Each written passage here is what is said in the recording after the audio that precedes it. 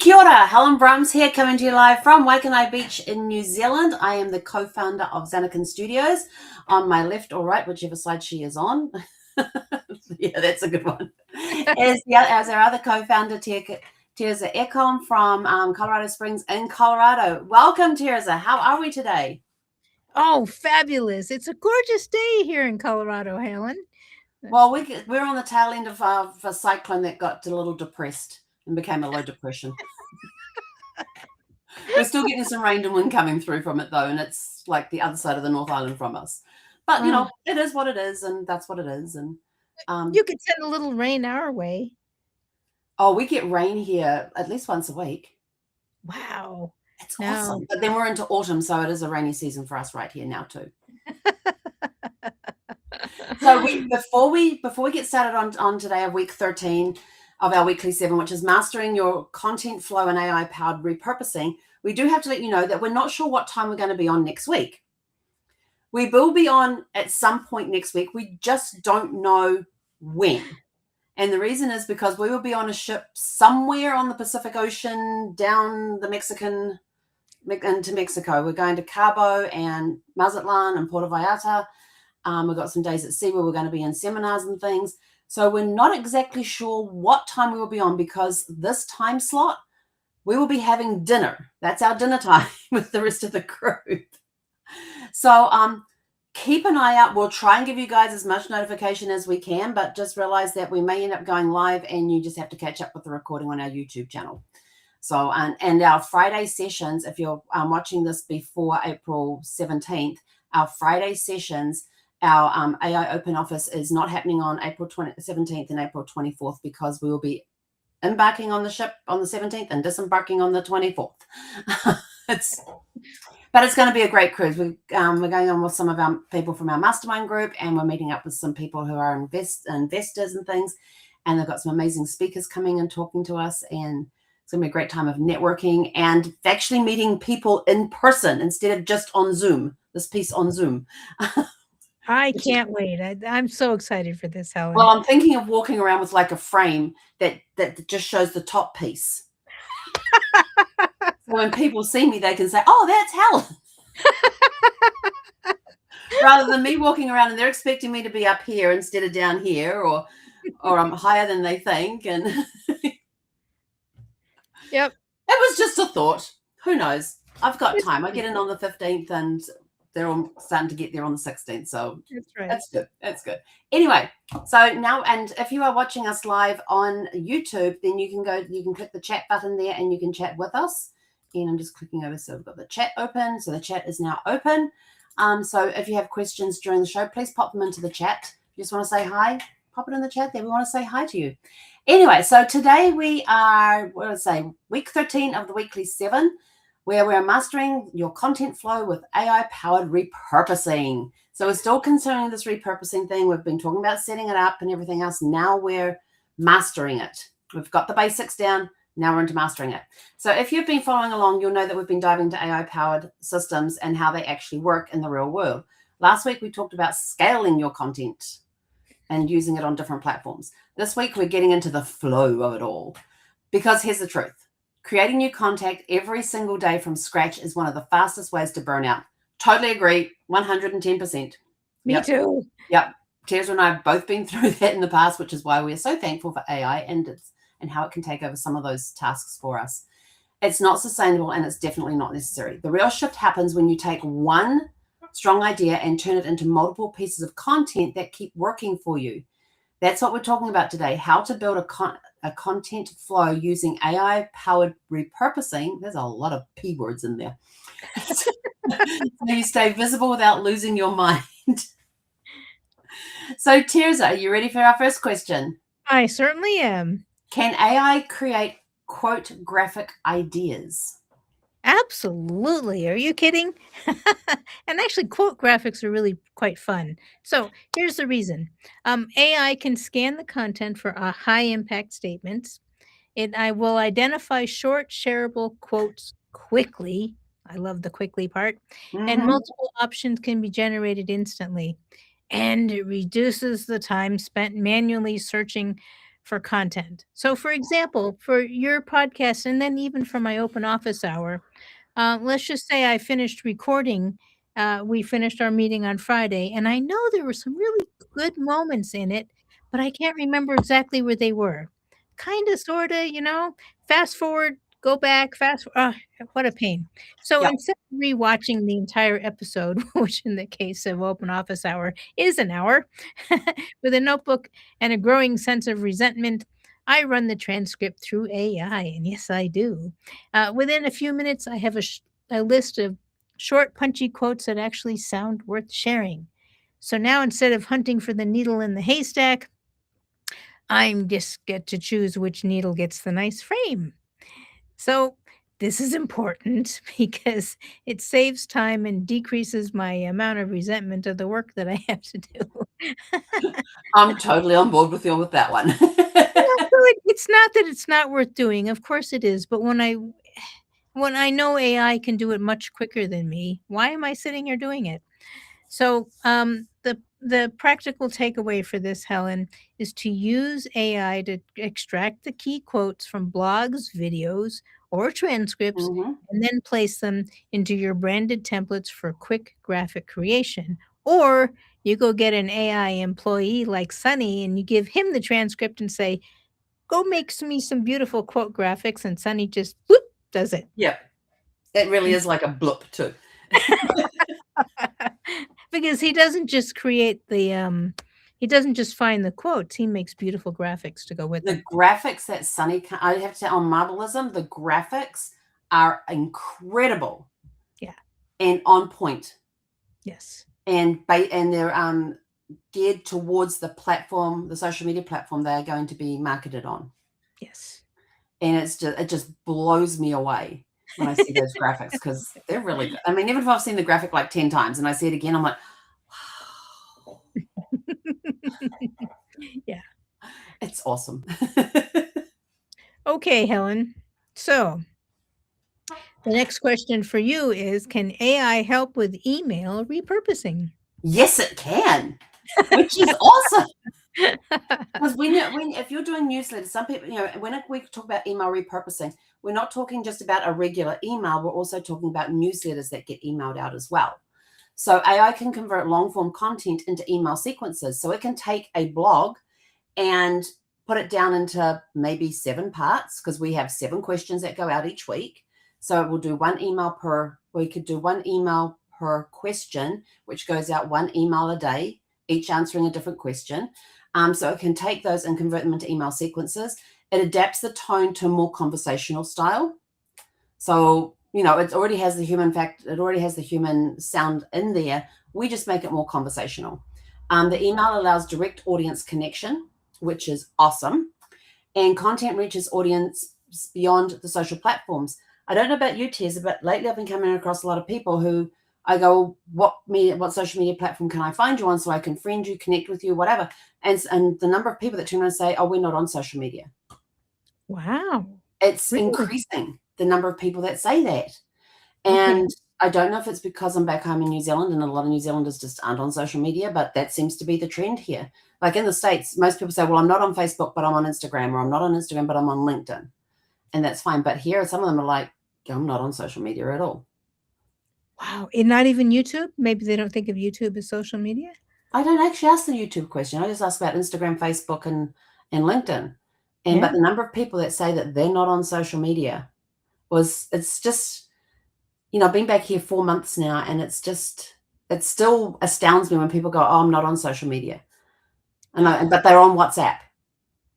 I can Okay. connect with them through WhatsApp, but I can't connect with them through Facebook, Instagram, or LinkedIn. Well, we'll I pay find attention very to that. interesting. Yeah, well, we'll pay attention to that for Yeah. sure. So why it's important is that email remains one of the strongest channels for engagement and conversation, especially if you've got a community of people who are not on social media. You need to be able to connect with them in another way. And the practical takeaway for today is take a blog or a video and use AI to break it into short email series that delivers value in a more personal format. And you can even, on some email programs, embed that sequence of the video that goes with the question that you're talking about too. That's right. So, Tirza, now that your voice box has been replicated, can AI repurpose content at scale? Can it ever? In fact, sometimes we have to put the brakes on Sunny. So, Yes, the we do. Marble Sunny from Marblism and Penny too, by the way. Yes, They are so eager to help. But here's the deal.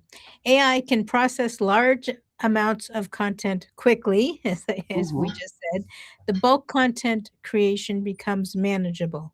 So, Helen, when I shifted from doing things one at a time to bulk creation, my life became a whole lot easier. absolutely. You save so much time. Yeah. So much time. Yeah. And then you get to move from being the creator to the editor because in a way you've already created it Yes, once. So having a system replaces your manual effort. This is one of the absolutely. things that I harp on all the time. So this is important because scaling content manually is not sustainable for most creators or small teams. In fact, you and I have heard so many times in our mastermind group, Helen, when people are Mhm. saying, does anybody have a VA that does this or can help with Oh, this? it's always being asked about VAs. Yes. And Yeah. some of them have gotten smart because 'cause they've paid attention and they said, "Did you guys talk about those Marblism employees?" And we go, "Yes, and we can help you with that." Absolutely. So that's really fun. So a small team who wants to stay visible online, but every new piece of content feels like another item dropped onto an already overloaded desk. That would be me. Once we start batching recordings and using AI to produce clips, posts, and draft emails in bulk, the whole process changes. And frankly, Helen, it actually becomes more fun because when I hit the Absolutely. return button and go, and I'm like, Yeah.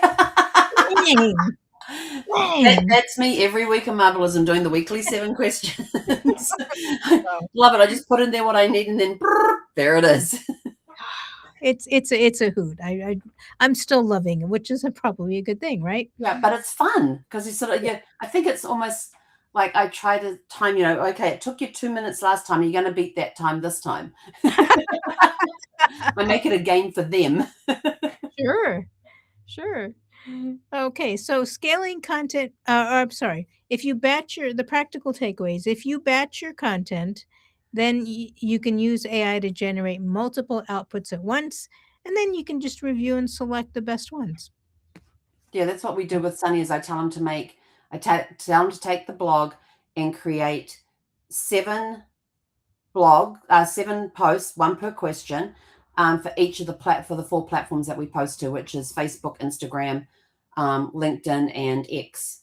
And so he goes, although one day he cheated and he gave me 7 posts, and this one was to go to all those 4, that one's to go to those 4, that one's to go to those, and I'm sort of like, this is not what I asked for. I did not ask for 4 posts to be, for one post to go to 4 different platforms. They all have different audiences. We need to create separate posts for each platform. And he came back and goes, I am so sorry, Helen. He says, I've deleted the other posts and I actually went back through the chat and they were gone. It said Wow. deleted content. Yeah. And he says, here's the 28. Here's the 28. So yeah. So you do have to keep an eye on them. This is why we're constantly going on. You still need human input on anything AI that you do. You have Yeah. to check that the information is correct and accurate, and you have to make sure that it sounds more like you than a robot. And that, like, if they're creating the multiple platforms, making sure that they create one post per platform, not one post that goes over for however many platforms you're posting to, because they're each different audiences. Yes. And you do have to specify that in the instructions. Yes. Yes. But the cool thing is once you have this format set up, that sometimes it does need a little tweaking. Mhm. Because you know what?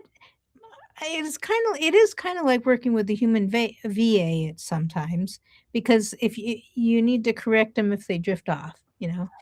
So uh, it's just that I think AI does it faster. I mean, drifts off faster. But it does save us a lot of time. It saves Yeah, a ton of time. yeah, it Yeah. really does. So we don't want to try. We don't want manual repurposing to feel like trying to fill a swimming pool with a teaspoon. That's basically what it's like when you do it manually. But when you use AI, you turn on the fire hose to fill the pool. Yes. If you're going to use a teaspoon for manual, it's a fire hose when it comes to AI. All right. So, what content works best? I'm sorry, I jumped ahead. Helen, the next question is what content works best for repurposing? Pillar content provides the most value. So if you've got your business and you have certain pillars that you use in your business to help run your business, that your business lives by, being able to provide content in each of those pillars is absolutely the most valuable thing you can do.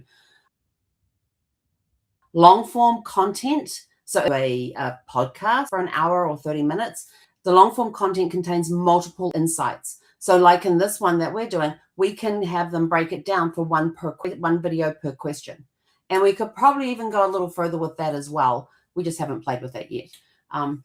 We're still tweaking and playing and getting things set up and that sort of stuff. Well, not getting things set up, but just improving the process that we already have.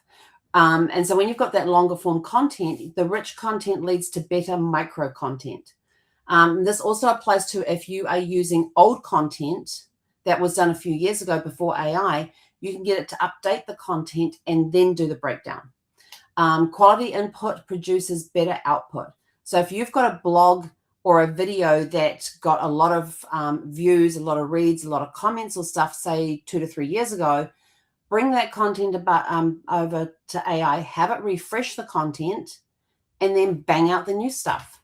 So give it the new long form content with the updated version, and then have it make the smaller pieces from it. And this is important because not all content is suitable for repurposing. Starting with strong content improves the results. So go back. I'm actually going to give you another one to go. I'm going to give you 2 takeaways today. Go back through the content you already have that was done 2 to 3 years ago. Which are your high performing ones? Bring it over to AI, have them refresh it, and then have it break it down into smaller content to give you some more content to do.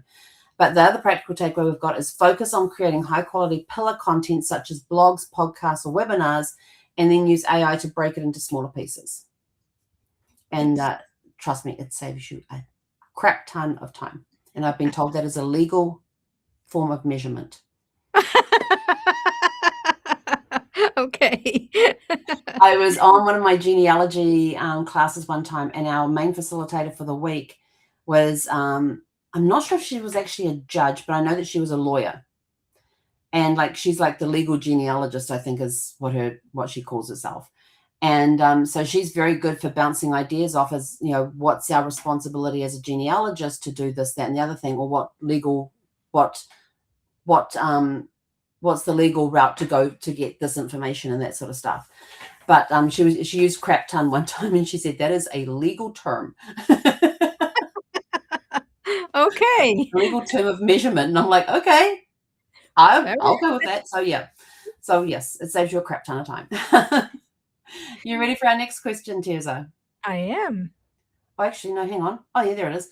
How long should I reuse content, since we're just talking about repurposing content? Well, so this isn't really actually an interesting question, Helen, because most of us, especially if we're the ones who have read it and reread it, and we've scanned our pages and we've seen it a million times, at least in our minds, we think, oh my God, they're going to be so bored if they see this again.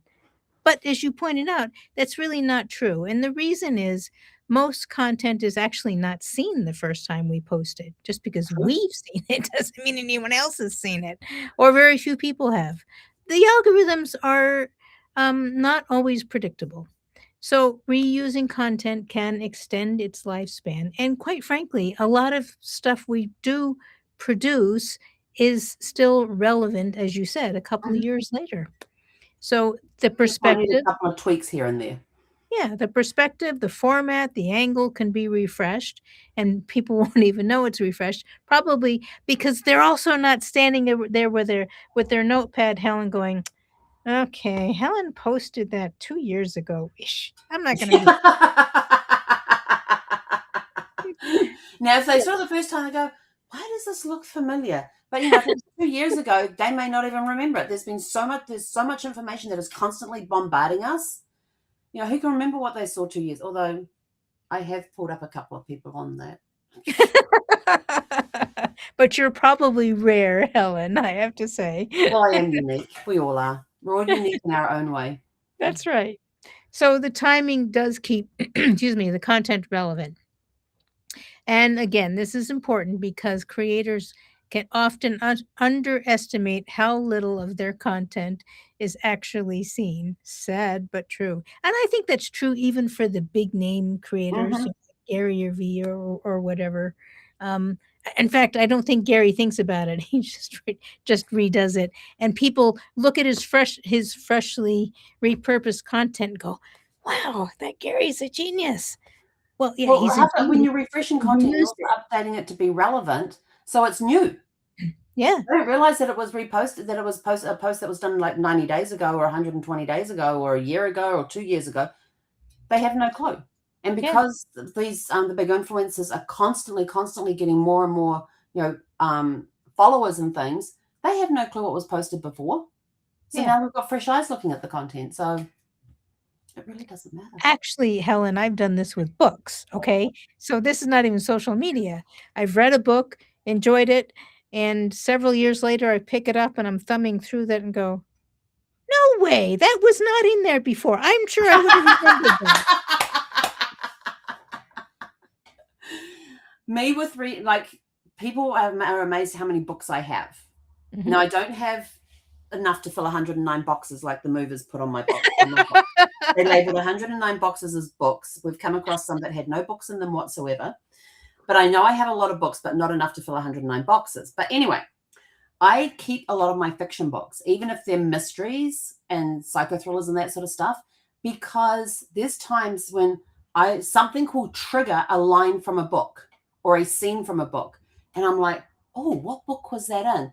And so then it's going to mull around in the back of my mind as to what book it's in. And then it's suddenly going to come to me at some point in time because I'm going to try and remember what else was in that book that could help lead me to the name.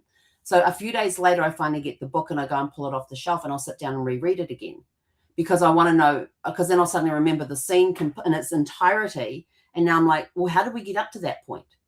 Even though I know what the ending is for any mysteries, the twisty turny stuffs and all of that sort of thing, I will still start reading the book from the beginning all the way through to find out how did they get to that scene. And then I know how it happens. It's sort of like from that scene to the ending, what happened? Yeah. So I've got some mystery books, some thriller books that I have read multiple times. And every time I read it, even though I know I have read it, it's still a fresh read to me.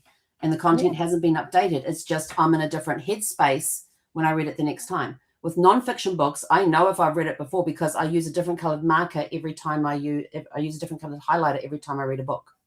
Yeah. And Yeah, write and notes and do the here's the note and the note taking as well. Yes. Yes.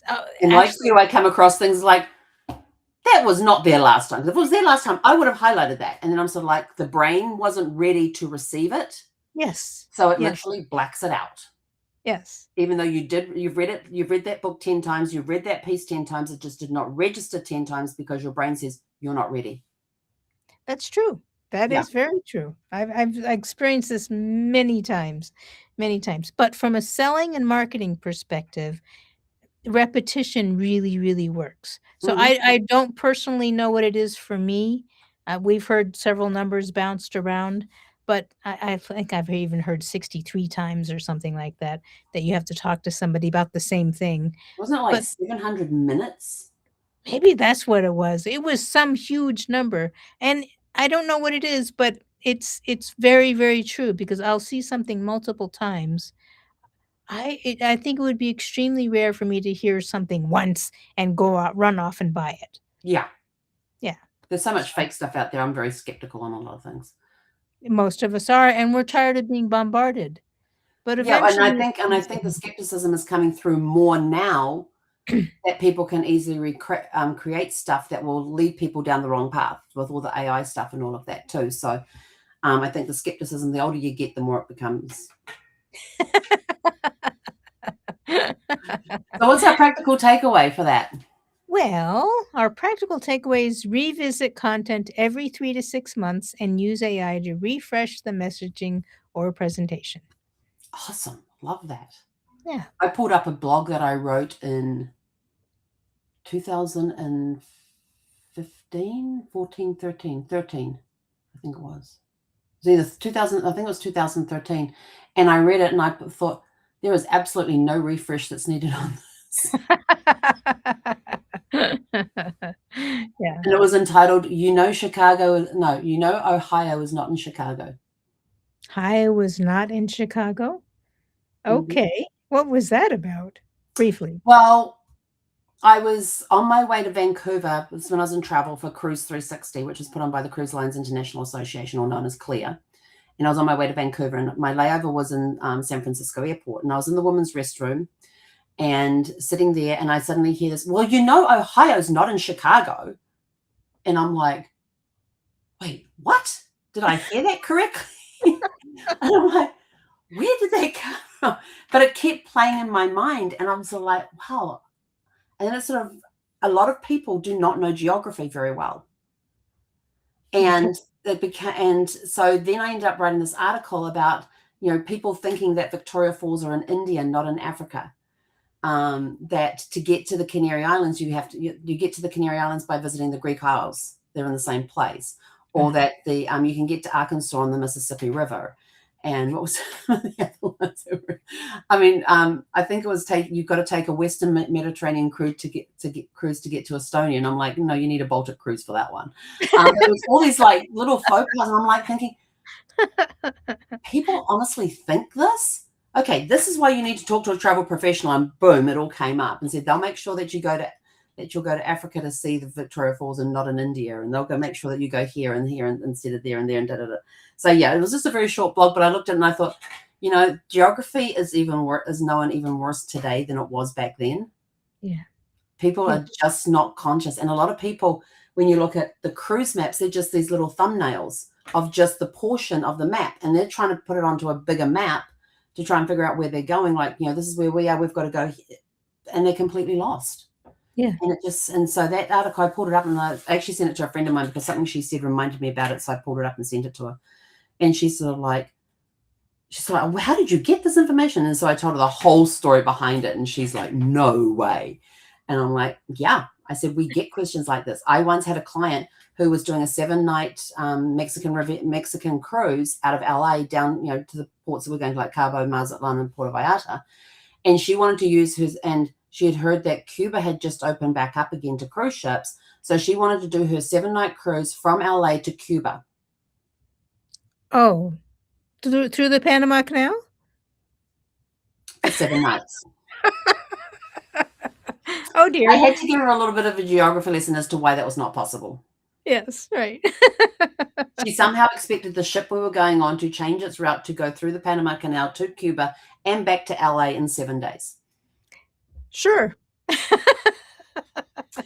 And that's just one of the crazy things. And this thing is full of the craziest things that I have heard when it comes to travel and where things are in the world.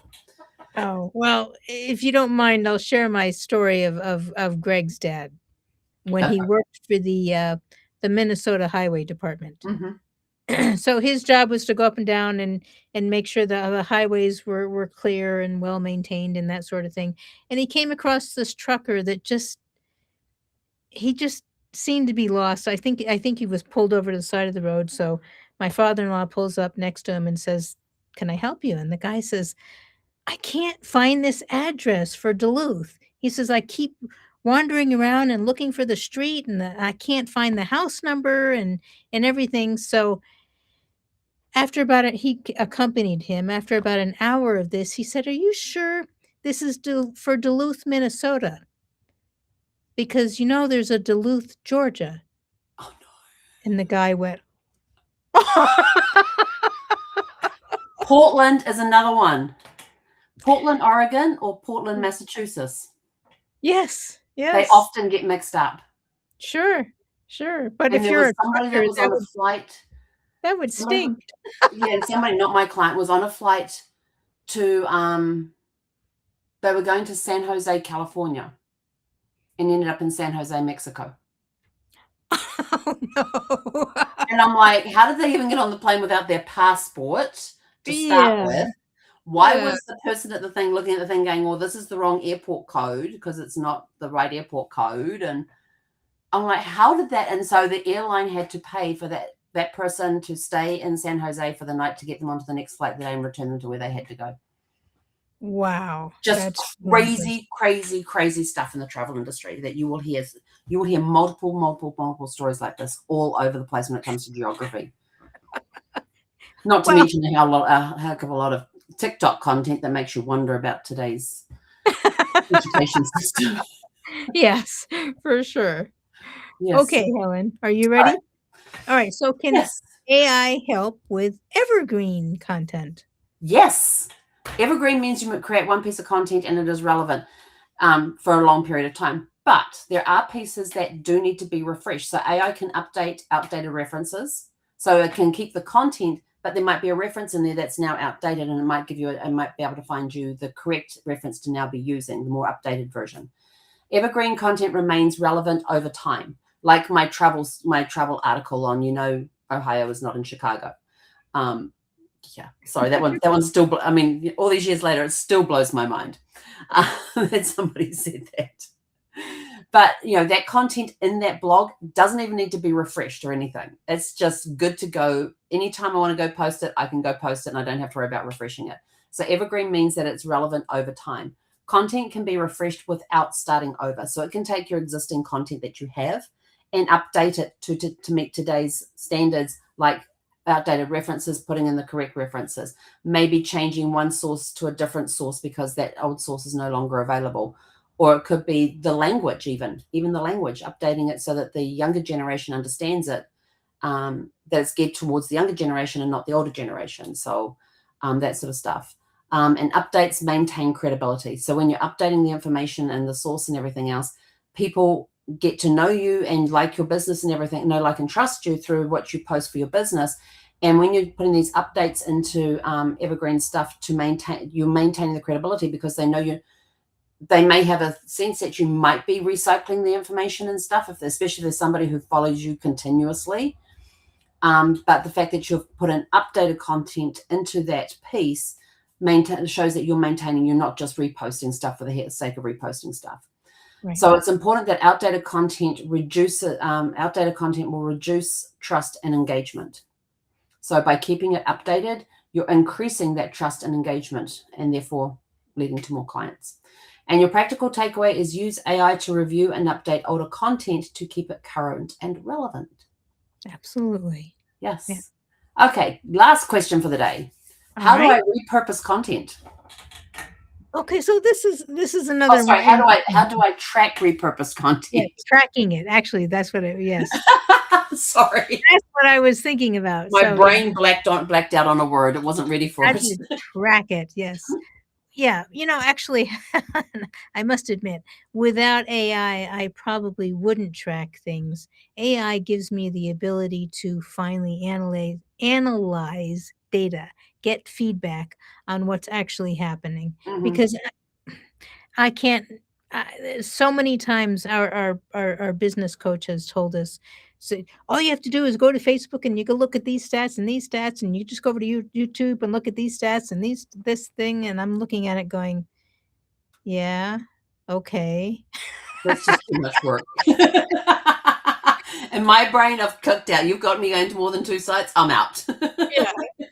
So now I just go ask my AI and say, here, you go look at this and you tell me something interesting. So um, it's if you use tracking links and a central dashboard, you can easily monitor performance and let the AI help identify the patterns. Or in my case, I give AI the access to the dashboard and say, here, tell me what you see.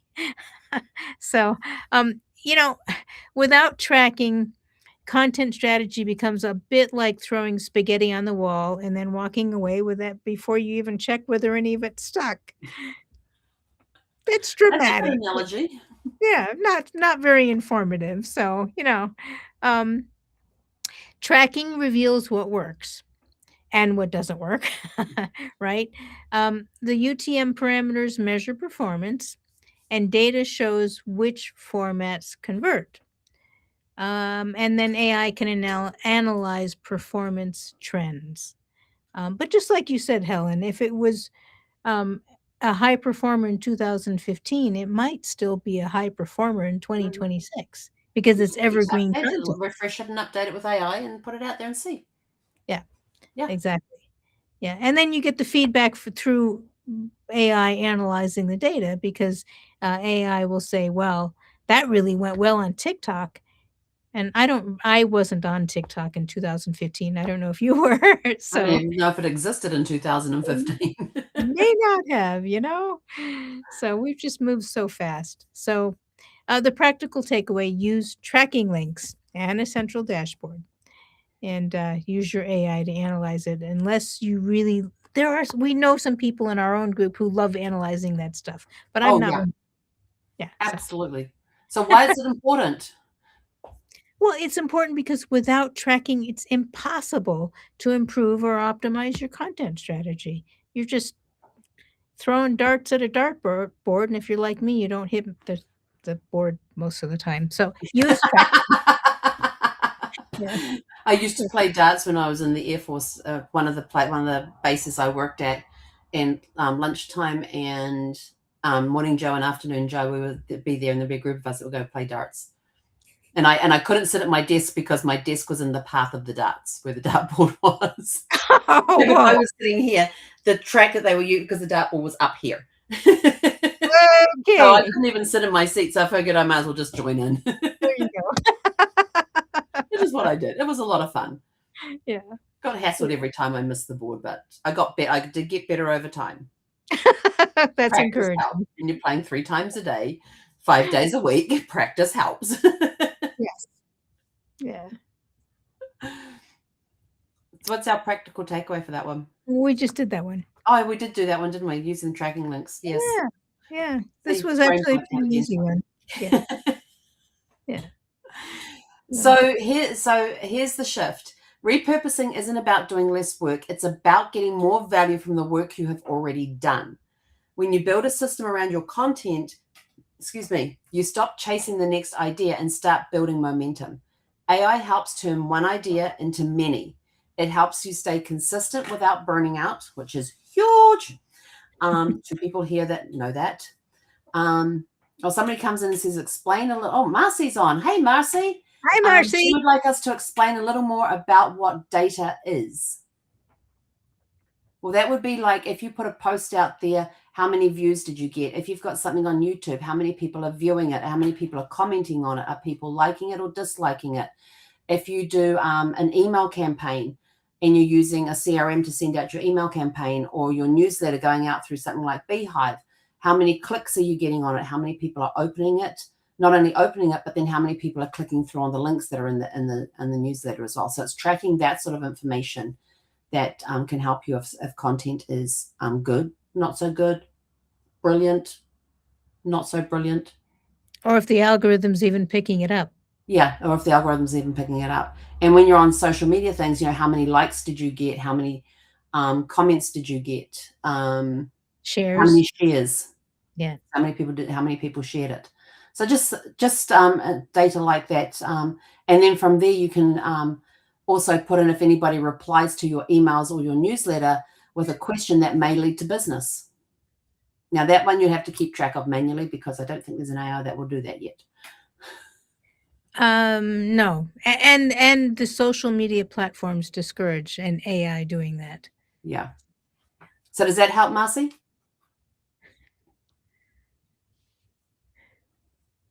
I don't know how long it takes to reply on these things. Yeah, no. Yeah. That was a great question, That was Marcy. Thank awesome. you.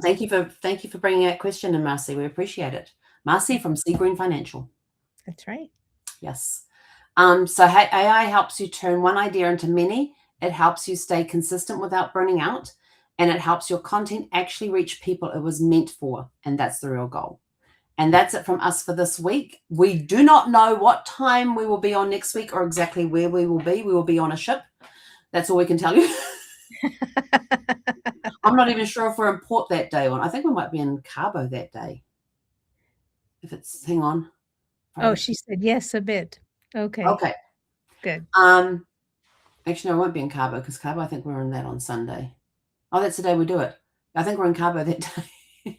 Well, in Or Cabo, was it a sea day?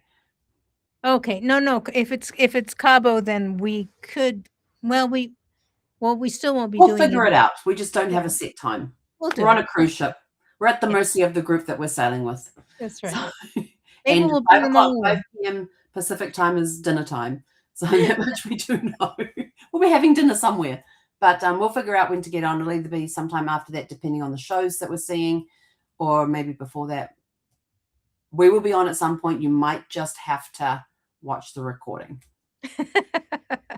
That's all I can say. Yeah. Any last words, Teresa? No, no, as always, these are I find these questions intriguing, and I love sharing the answers, and I especially love when people pop in and ask us questions. Oh, I So, love that too. That's yeah. awesome. We just gotta, yeah, it means we've got people watching. Usually we Yes. can see how many people are watching, and oh, it's got one up there. They moved things around on Restream for us, so I've got no idea where anything is anymore. Well, with that, we are out of here. Go out, have a super fantastic sparkling week, and we will catch you guys next week at some point in time on Sunday. Hey, konera. Thanks for spending time with us here at Zanekin Studio, where curiosity drives innovation and builders explore what's possible. Until next time.